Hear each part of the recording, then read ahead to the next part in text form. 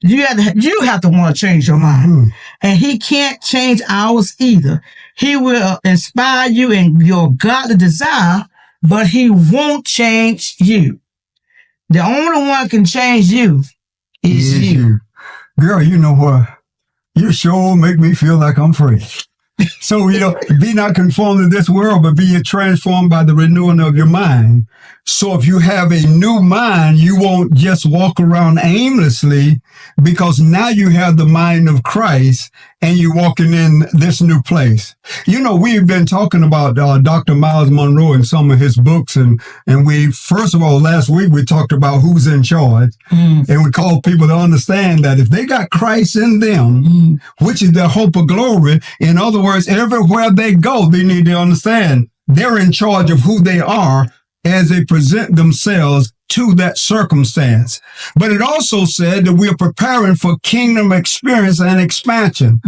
And with what we're seeing that we're in America now, that everybody need to expand their mind, and they really need to understand the burden of freedom is responsibility. And the responsibility is discovering the keys to individual and national freedom, because we're dealing with stuff on a national scale now. And the reason why it's a national scale is because the internet has actually caused us to be national and international, whether we like to or not. And when we begin to realize that, we understand there is a reason and a season for the apostles of the Spirit. And as we go into this thing, we begin to realize that the apostles of the Spirit is necessary in this day. It's necessary because the fivefold ministry is important.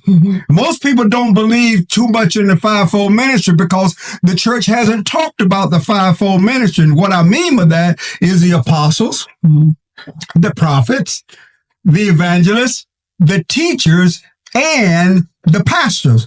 See, because they are to equip the saints for the work of the ministry, but it's also to be able to set them free. So when we begin to realize that created for freedom, we've been created for freedom. What do you say?